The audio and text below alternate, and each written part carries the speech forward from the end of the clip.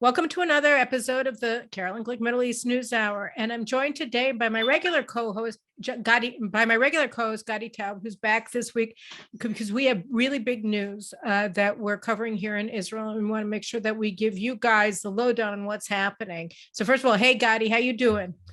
I'm good. It's a very exciting day. I've been on Twitter almost constantly. I know I had to write an article for Newsweek about the amnesty report, and it was very difficult for me as a practical matter to care because concentrate. Right, because I mean, I do care deeply, but this is so spellbinding. So what am I talking about? What is it that we're discussing? So over the past couple of weeks, we've had these stories coming out of a newspaper called the Kalkalist, which is an economic newspaper here, that have been supplemented by additional stories from the television news and other newspapers that showed that the Israeli police use this spyware that was developed for counter-terrorist operations against Israeli citizens, and likely thousands of Israeli citizens have been sort of caught in this net.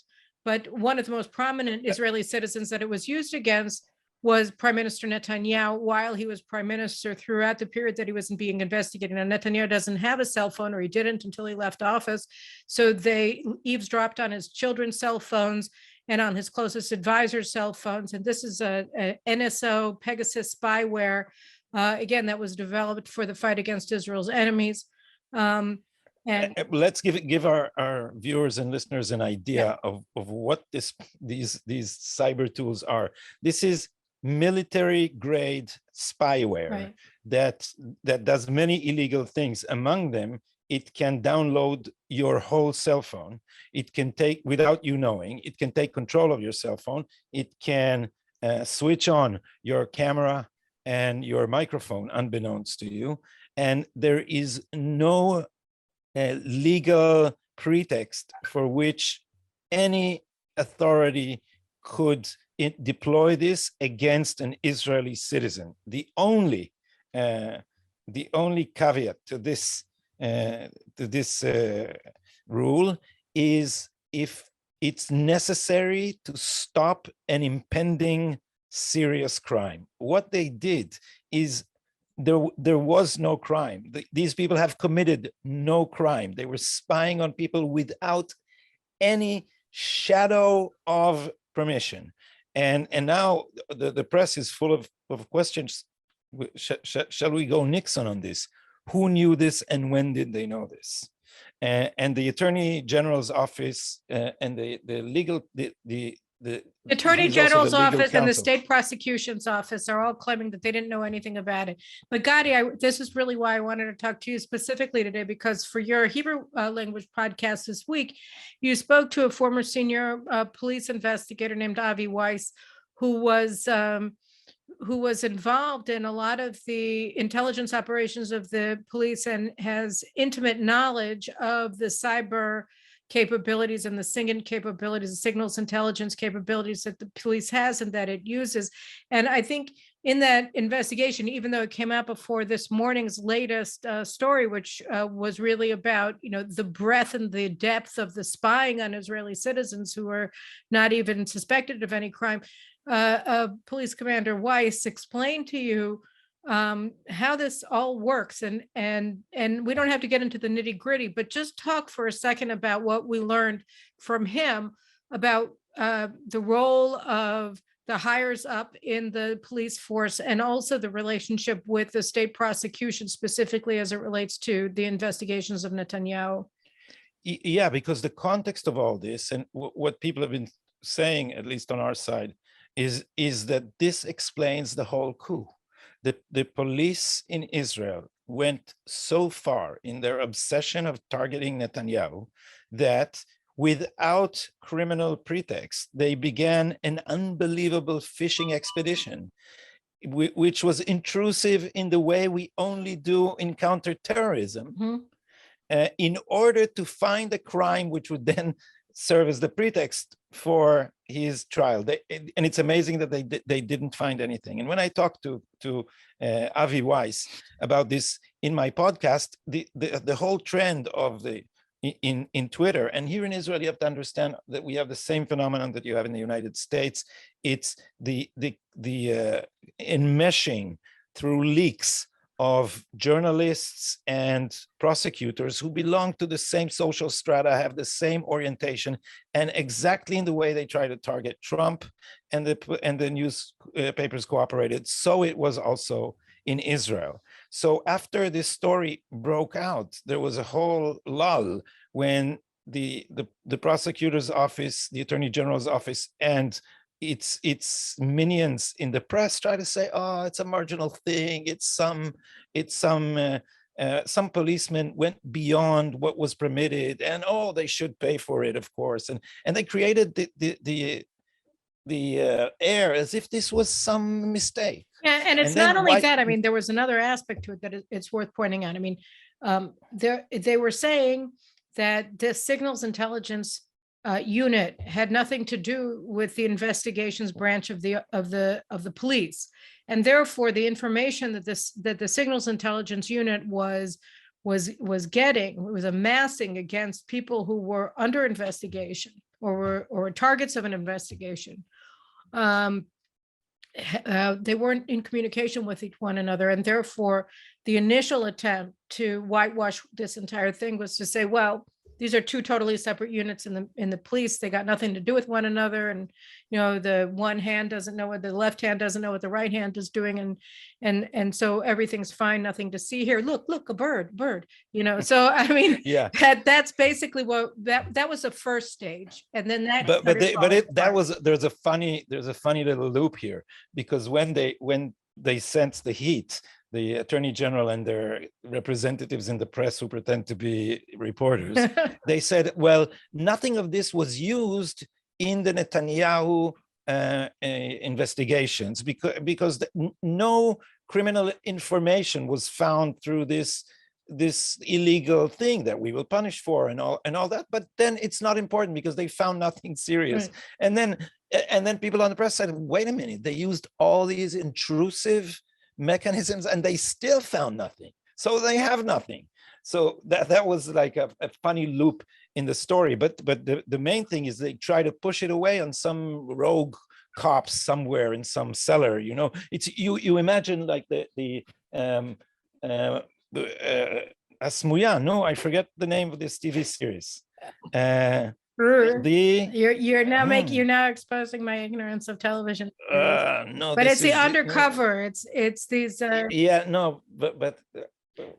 never mind. I'll remember it. I'm blanking on it. You'll remember it after it's over, and then maybe we'll put it in as a little comment on the YouTube. But yeah. Anyway, you imagine people with headphones sitting in a van and listen, and that's not it. It's like other people's lives, in the East German Stasi. But it's worse because how did it start? Why did I contact Avi Weiss to interview him? Because Avi Weiss he has loads of information which he puts on Twitter, and suddenly he put this picture and he said, this building houses the SIGINT cyber unit that nobody talks about, and there are 500 people there working on SIGINT and cyber. And I thought, what? This can't be some glitch or some mistake. So I contacted Avi and I spoke to him, and he laid out the whole thing. And apparently he now has sources in the police, and he laid out the whole thing. And the first thing to know is that the people who run this unit they're not police officers originally. They have now high-ranking police stars, but they are not originally from the police. They are from the military intelligence. So the police brought in people from the military intelligence to spy on a sitting prime minister in order to target him. That's beyond crazy. So these people, they're trying to say, like you said, that, well, there's no connection between this unit and the rest. And it's true in a sense, because this unit does not choose its targets. It knows nothing about investigations. It is not where investigations are initiated in the police, and it does not decide who to target. It gets requests to target people, and usually it gets it from investigative units. Now, this goes for eavesdropping on telephone conversations, which is a separate clause in the law. But in order to download your whole cell phone there is no regulation for it. So nobody can give you the order to do this unless they are your superiors in command. So this, and since the officers that command this cyber unit are very high ranking, there are only two possibilities of who can give them the orders. And this is the head of investigations, which is a very high ranking It's the policeman. police. I'm terrible at police rankings, but it's the equivalent of a major general. It's Nitzav. Right. It's it's aloof. It's aloof. Exactly. It's a military equivalent of a major general. And the top person in the army and in the and his colleague and his counterpart in the police is a lieutenant general. So I think they're called inspector generals, and that's the top of the police chain, and underneath that is whatever it's called. So it's like the only people who can give the order is basically what you have is you have these two separate units, right? You have the investigations branch, and then you have the SIGINT branch. And the SIGINT branch, I think, is led by somebody who's the police equivalent of a brigadier general.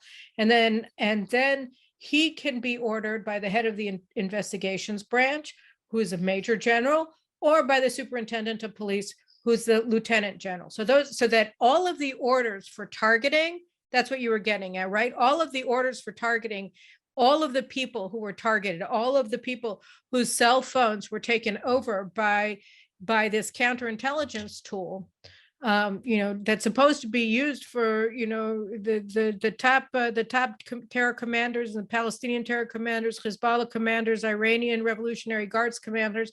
It's being used against the prime minister's children and his wife, apparently, because one of the boys, Avner's cell phone was actually used by Sarah Netanyahu. So it's to go after the first lady of Israel and her children.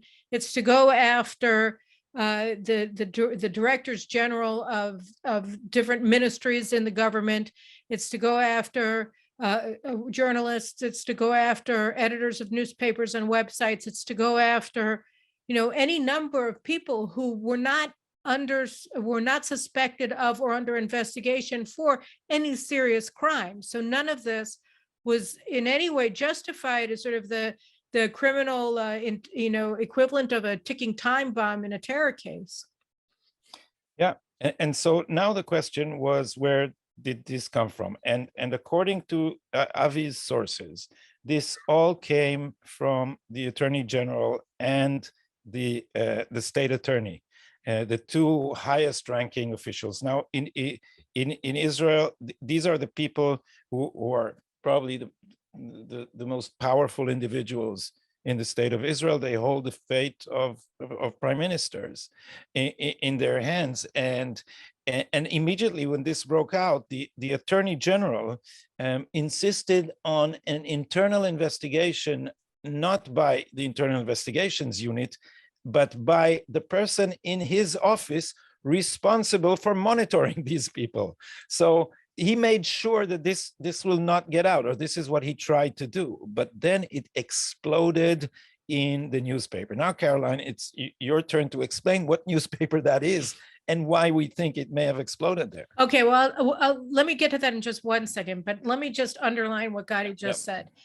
Avichai Mandelblit, who left his position, I think, last week after 6 years, before he left, it had already blown up. The first wave of these reports, of these exposures had been made a couple of days before he left office, and he appointed his deputy or associate attorney general, who works directly under him, a woman named Adi Meiri, I think, to be Amit Merari. Amit Merari. Anyway, sorry, got it wrong. Yeah, it's a strange name. Anyway, so she was appointed to oversee this investigation of what happened with the SIGINT unit of the police. But the problem is that she was involved in all of these operations because she was appointed by Mandelblit to be the point person for all of the signals intelligence gathering being conducted by the police. So her hand was in all of this already.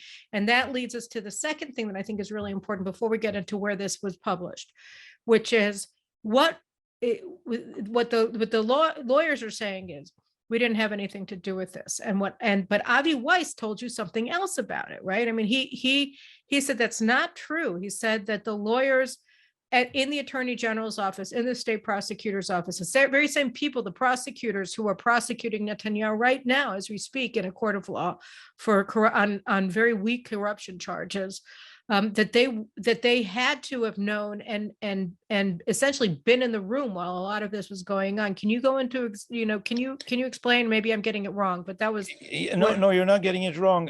The thing is that according to Avi, their method of working, their modus operandi, as you call it, is that there have been not just daily meetings about this, but the actual questioning of witnesses and suspects was conducted in the presence of the representative of the Attorney General's office, and that the questions that the police investigators asked were based, some of them at least, on material collected. And it can't be that, and sometimes the investigator would get out to the room to consult the lawyer from the Attorney General, who would tell them what to ask.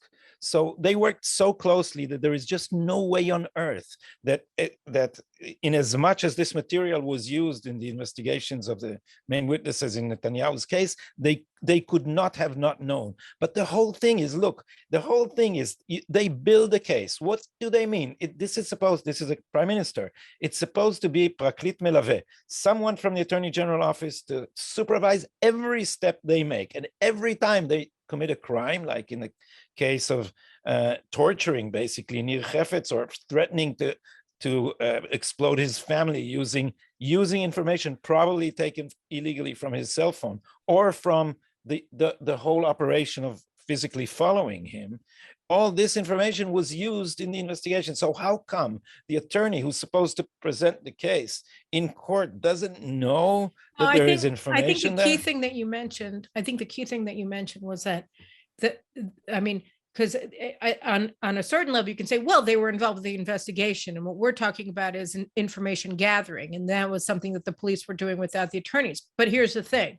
The attorneys knew where it came from, because the minute that they were using this information that was taken illegally from the cell phones of innocent people, right, by using counterterrorists, as you said, military intelligence programs to penetrate their cell phones and take them over and seize all of their data on an ongoing basis, not just, okay, we're going to go, I don't know, it's February 7th to 2022. Let's go into Glick's cell phone and see everything that she has today. But then I could do something tomorrow and it wouldn't be there. No. They've taken over my cell phone, so they can go all the way back and, see all of my pictures that are on my Google Drive from, whenever, like 2005 or whenever.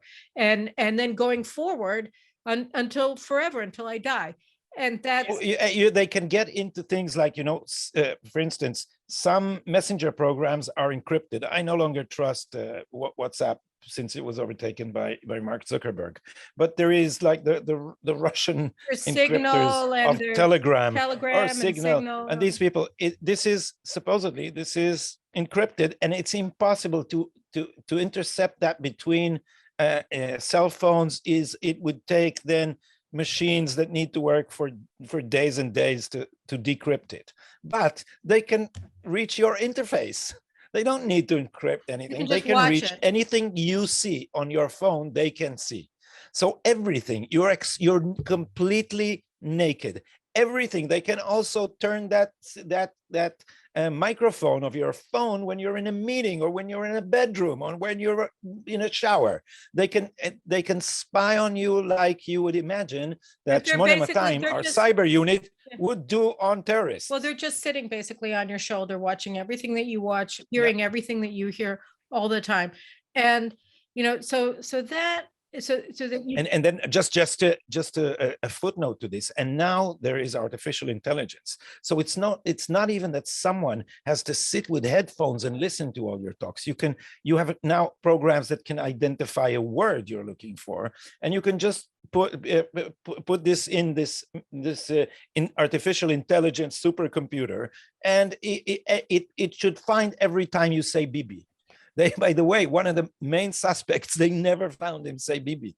they went over everything and never found the words Bibi. But these capabilities are enormous now, and Israel is at the forefront of developing them, and this is what they're using them for. Right, but I just want to square this thing and then talk about what they're not using them from, just so that our audience can understand just how devastating this has been on so many different levels. So the investigators are sitting with the prosecutors in these meeting rooms outside of the investigations, right?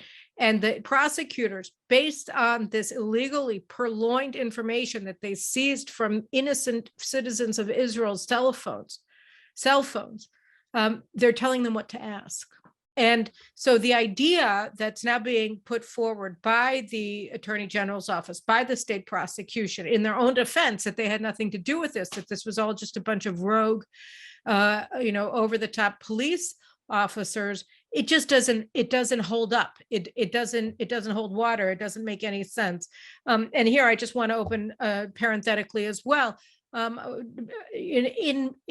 Israel has a huge problem with the Arab-Israeli community in Israel along two lines. One is that there's a massive quantity, military level quantities of arms that people are holding illegally. A lot of them have been stolen from Israeli military bases. Some of them we get, dribs and drabs of information about it in the media from time to time, that Hezbollah is operating Israeli Arab cells and transferring weapons to them.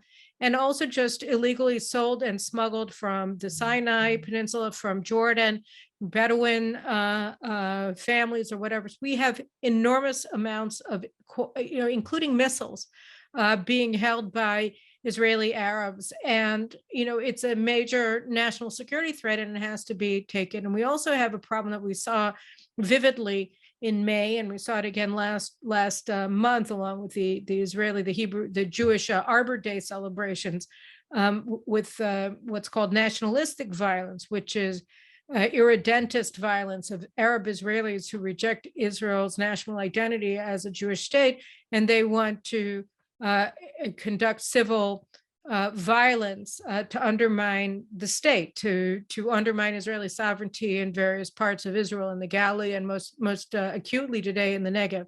So we have these two twin problems of nationalistic or Islamist jihadist violence, and combined with enormous quantities of weapons. And it is a major, massive national security threat.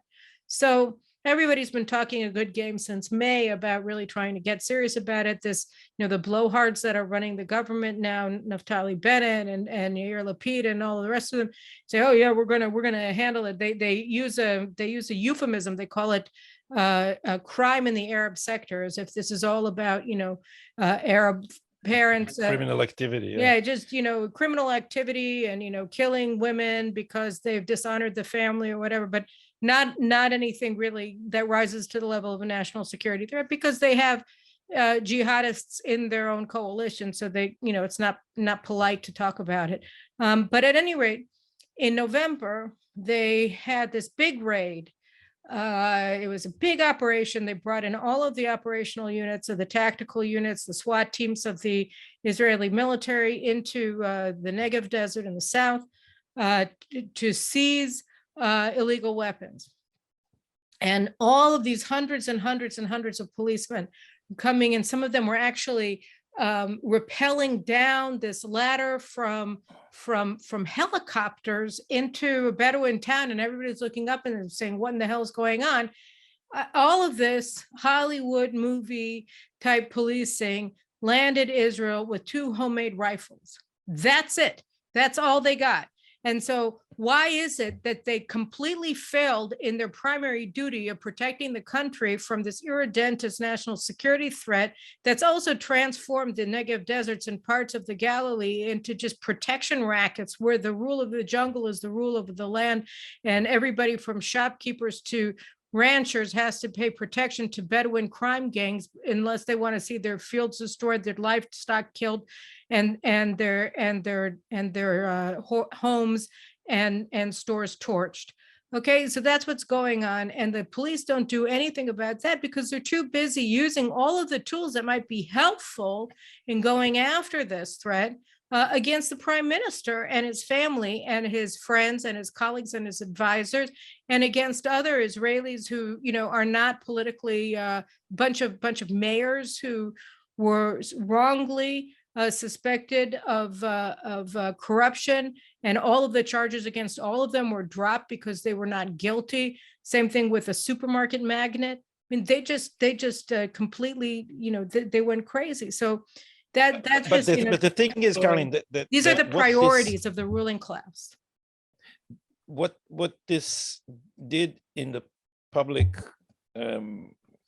perception of all this, and which is now what some of these culprits are trying to do damage control for, is that people saw that the argument that people like you and I have been making, that this is a coup, was greatly strengthened, because it created the impression that these people would stop at nothing and would investigate without any pretext. So the monomaniacal search for Netanyahu's head suddenly became naked in the public sphere. And this is why I think the reverberations of all this are so strong. So people who are news-minded all over the country couldn't take their eyes off Twitter like the whole day, because because you could actually see the spins, and you started trying to guess who's grinding what axe. At which point, I think you will not be able to evade the question: in what newspaper this suddenly broke out? Right. Okay. I'll get it to it. So one of the ridiculous corruption charges that Netanyahu is being held on trial for is that he is our discussions that he had with the publisher of Yediot Ahronot, and incidentally Kalkalist, the economic newspaper that broke this whole story. His name is Noni Moses. And Noni Moses is Netanyahu's arch enemy. I mean, Netanyahu was supposedly trying to make a deal with him in these purloined conversations, and now we have to wonder why the police even knew about them, right?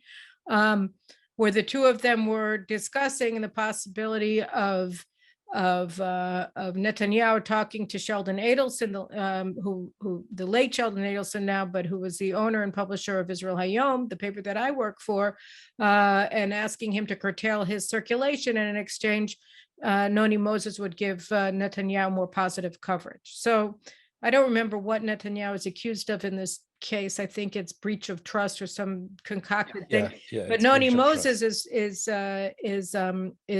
has been indicted for offering a bribe. So Noni Moses, despite the fact that he wants Netanyahu, he'd be happy if he were run over by a steamroller or something like that and turned into a pancake.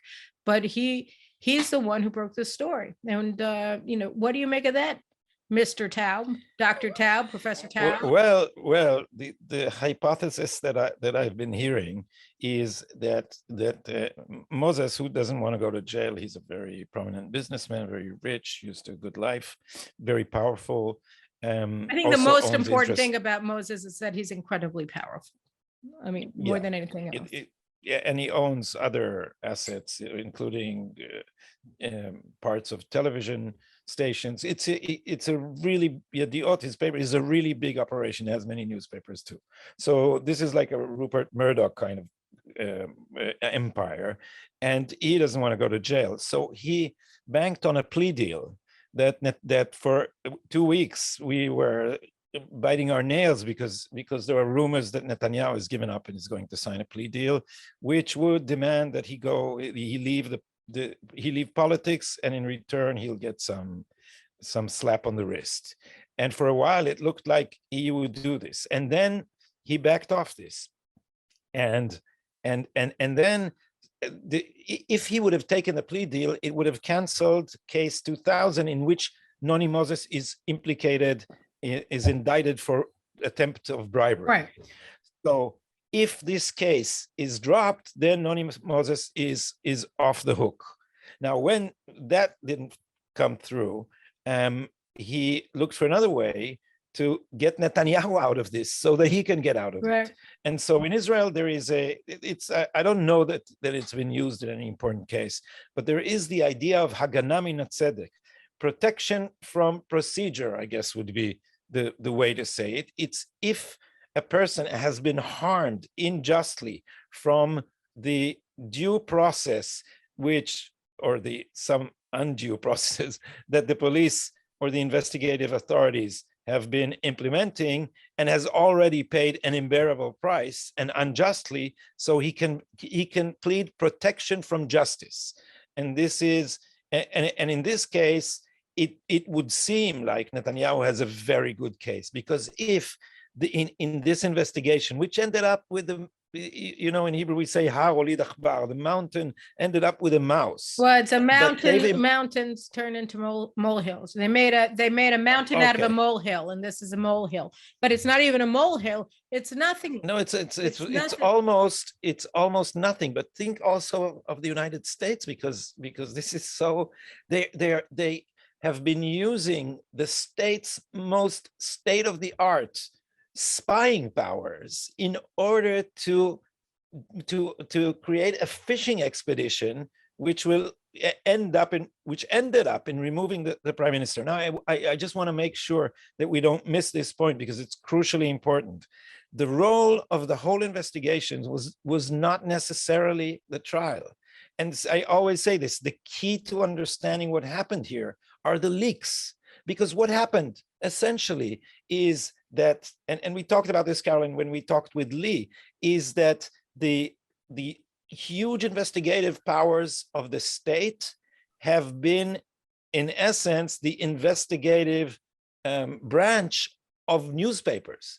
They manufactured political dirt, imagined or true, in order to leak it to the press, in order to remove Netanyahu through office by hurting him in the ballot box. Right. And this is what happened. This is how he lost the election. And if you look back at the dates, when did they leak, and when did they, for instance, publish the indictments? It was at every turn. It was in a strategic point in time designed to hurt Netanyahu in the elections. There's no question. I don't think even on the left, people really doubt that these investigations played a pivotal role in bringing down Netanyahu. I don't think there's anybody who questions that at all. The thing is that, it's that this is the greatest perversion of justice by far in Israeli history. We've never experienced anything like it. Now, for people like you and me, and for our viewers, I would assume, and our readers, this doesn't come as a surprise, because I've been documenting this from the very beginning, and I think that you have as well.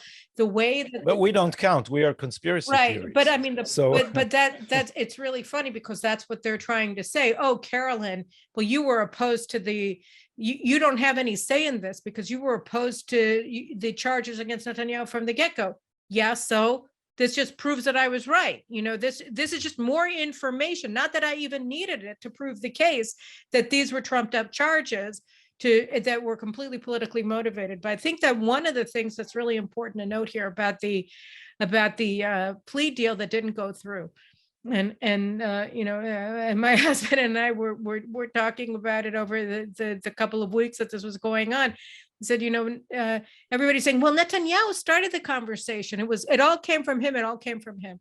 And it's true. And you can interpret that in two ways. One may be that Netanyahu just figured, look, I've had it. I can't stand this anymore. And I don't want to go on. And I want to see what kind of deal I can reach. And that's possible. And the other possibility is that what happened, which is at the minute that he said, what kind of deal are you willing to make?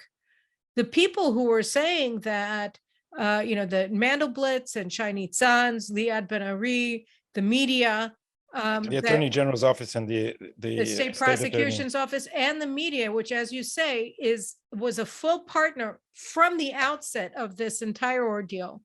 In fact, they instigated the investigations themselves, but the reporters in Haaretz did. But so that it was a media-driven, and then a partnership. It was a media-driven investigation, and then it was a full partnership between the legal fraternity and the anti-Netanyahu media in Israel that pushed this forward the whole time. But you see that they rushed to make a deal, right? They were saying all along, Netanyahu is the most corrupt politician we've ever seen. He's a danger. Mandelblit had himself taped, at Haaretz, saying to a bunch of, off record, of course, to a bunch of reporters, I saved Israel. I saved the Jewish people from Netanyahu. God intervened on our behalf, right? And I mean, this is what he said, and he wanted to be quoted saying this. And yet suddenly they rushed to make a deal where they were willing to erase, to delete the charges of bribery and to provided Netanyahu leave the scene, which exposed them completely. Exactly. Which just said, this is what you're aiming at. Exactly. You don't really think. I had on my podcast a very prominent former judge who was the deputy president of the Jerusalem court, of the Jerusalem district court that Netanyahu is currently being held on, placed on trial. And he said clearly, he said, the fact that they were willing to back off from the bribery charge means they didn't have a case. He said there's no other way to interpret it, because if you do have a case on a bribery charge against the prime minister, you don't give it up. So it was just a weapon, and and they were willing to drop it if Netanyahu left the political arena, which is just the end point of the process of politicization of our judicial system. They run our politics, and it finally came to a head because the question became who is the real head of state here? No, and I don't mean to interrupt you, but it's not just who is the real head of state here. It's that this whole thing was never even supposed to see an inside of a courtroom.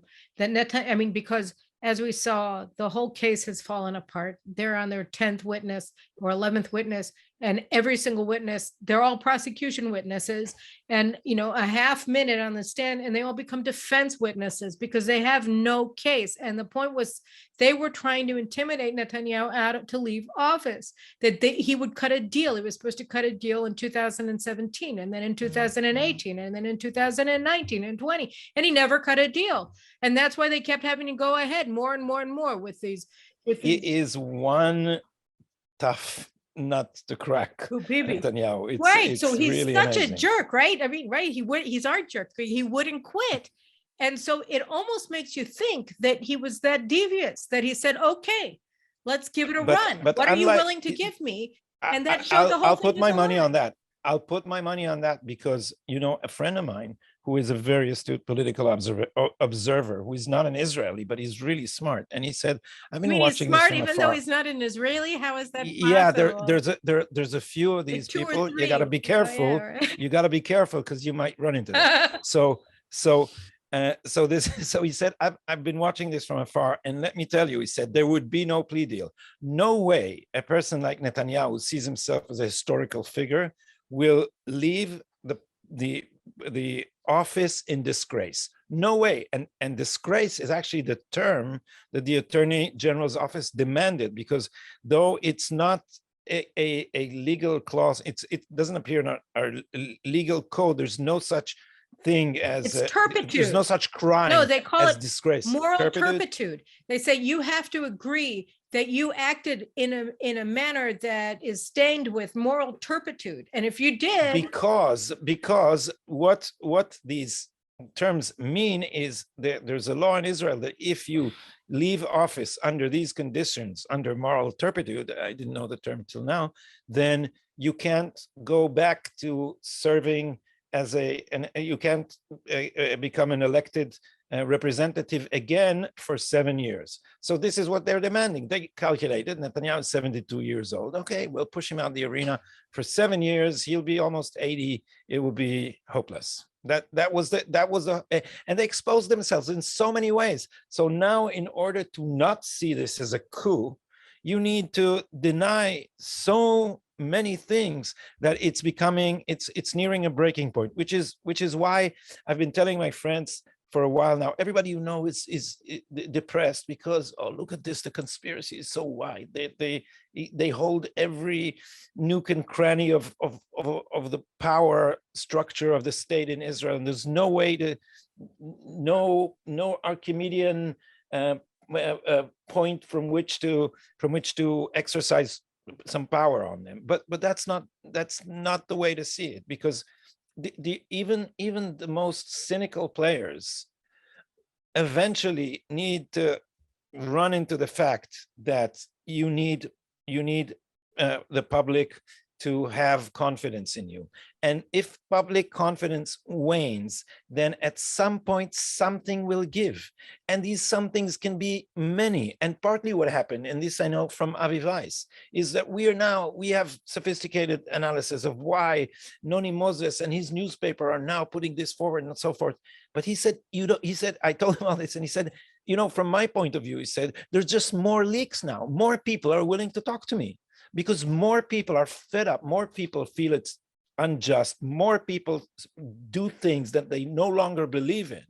And once this starts to leak, it can collapse all of a sudden. It could take a long time too.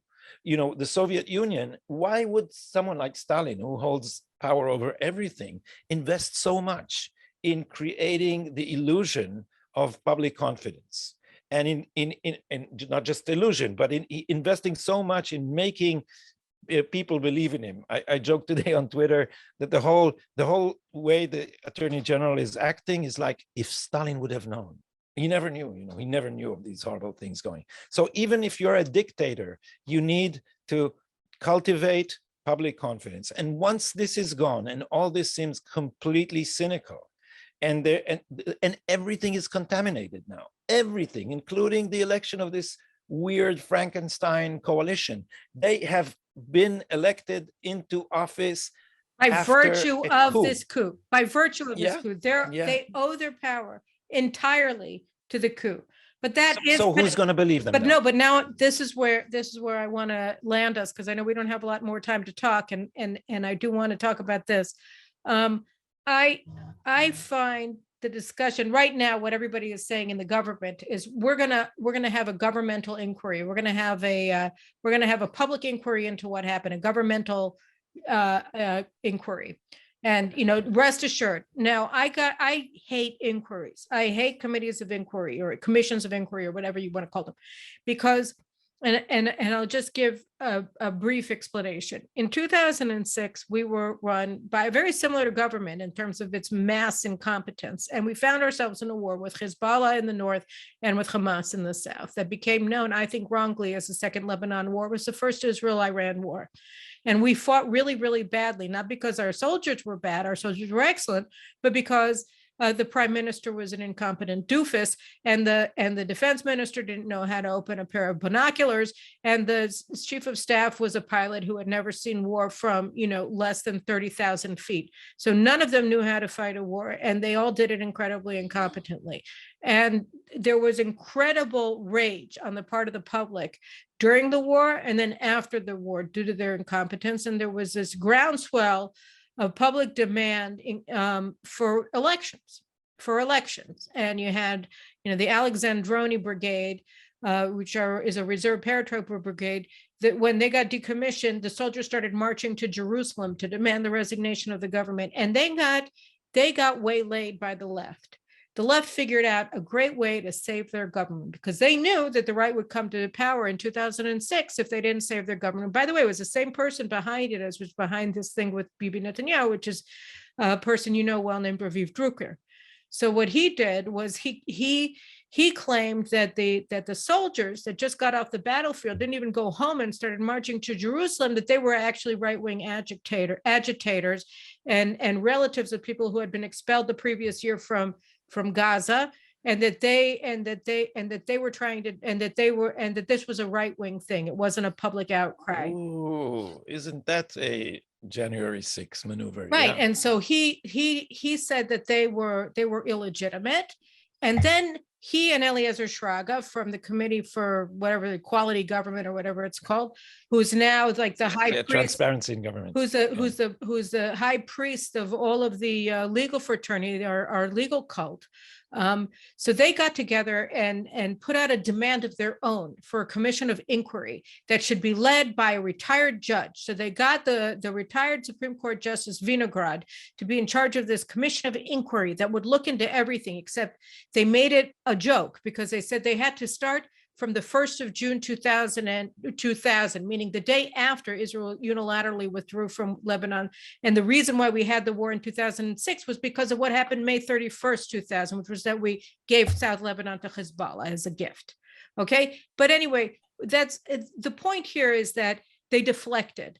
They got the public to shut up and to not demand what we really needed at the time, which was a new government led by competent people, by giving us this shiny toy called the Commission of Inquiry led by a retired judge. And what was your point on Twitter all day was that we don't need a commission, we need elections because what we're getting now is that all of these people in the governing coalition and in the government itself are saying we need a commission of inquiry led by a retired judge. That's what we're going to do. We're going to get to the bottom of it and it'll all be great. And this is not a way to clean out the stables. This is not a way to get rid of the filth that has taken over our criminal law enforcement agencies in Israel and our state prosecutions. The way to get rid of them is to elect a government that wants to get rid of them, not to keep in power a government that owes its existence to those crooks. So that's the thing that I'm most afraid of right now. And we'll have to see what happens with Netanyahu's trial, because if he gets a mistrial or if they cancel the trial or whatever, then that's also opening up the possibility of elections. But I think that the only way that we have any chance of getting our democracy back is to get rid of these usurpers through elections. So can I say that today we're ending on a little more optimistic tone than usual? Because 2 weeks ago, this was unimaginable. And now there is at least, and I follow this, I don't want to make too much of this, but many on the left were suddenly fed up. Many on the left felt they had to at least pay lip service to this, to the need to clean the stables, but many. But that's what I'm afraid of. I'm afraid of the lip service. I'm afraid of the lip service. Oh yes, this is terrible. It can't stand. Let's get a judge. Let's get a judge to sit on this. Oh yeah, they'll try that, and I'm not optimistic. I'm not that optimistic in the short run, but what we see in the long run is the gradual waning of confidence in these people, and they are wrong to assume, like our arrogant state attorney Shai Nitzan, that they can do without confidence because they just can't take phones. At one point or other, something will give. So let's end on a happy note this time. Right. What do you say? I think you're right. Look, I mean, something happened in Israel, right? Something happened. Yeah. And what happened is that people are the truth came out. The truth came out about these investigations, and now we're just going to have to see how the chips fall and do our best as citizens and as people who write and are involved and engaged in public affairs to try to make sure that the chips fall in the right places. It's also nice to be vindicated, because that's after years that they're telling you that you have a conspiracy theory, suddenly everyone sees there was actually a conspiracy. It wasn't a theory. It's not a theory. Yeah, sometimes there are conspiracies. So hopefully some good will come out of this. Or as Ram Emanuel says, never let a crisis go to waste. All right. Well, it was a pleasure, Caroline. All right. Thank you, Gadi. And again, guys, thank you all for listening in today and being part of our show. And we hope to see you back next week, obviously, for another fun and exciting show. I think next week we'll probably be talking about something more less earth shattering, like for instance, a nuclear deal with Iran that gives them the bomb or something, just, on a lesser issue. Run of the mill. Right. Just standard kind of crap. And we'll be back into our normal grumpy people, but hopefully this is the beginning. We're seeing the light at the end of the tunnel. We're still in the tunnel, but maybe we're beginning to see a couple of glimmers of light. God willing, you just have to pray, and of course you have to subscribe and watch and follow us, and tell everybody know about us, and make them all watch too, and make them watch this episode so that they both understand how terrible things have been, and that we finally have some hope of crawling our way out of this thing and rebuilding our democracy. All right, so thank you. Amen, sister. All right, take care, brother. Bye-bye. Bye-bye.